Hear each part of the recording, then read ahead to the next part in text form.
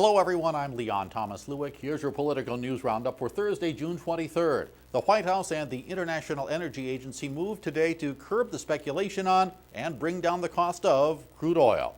They announced the release of 60 million barrels of oil reserves. 30 million barrels will come from the U.S. Strategic Petroleum Reserve, the rest from other countries. The move sent the price of a barrel of crude plunging by more than $8, although by mid-afternoon prices had recovered a bit. Analysts say the move should reduce the speculation that's largely responsible for driving up oil prices, and it should also send prices at the pump lower, giving consumers a financial boost.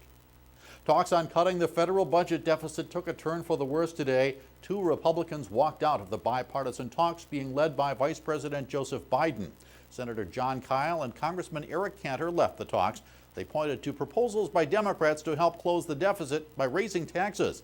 House Speaker John Boehner said the talks could continue if the Democrats take tax hikes off the table. He says tax increases could never pass the Republican-controlled House. This is all happening against the backdrop of an August 2nd deadline by which Congress must raise the federal debt limit or see the Treasury Department run out of money to pay the country's bills. President Obama's decision to draw down 30,000 U.S. troops from Afghanistan might not be popular with American military generals, but it has a big fan in Afghan President Karzai. He welcomed the decision, saying it was the right decision for the interests of both countries.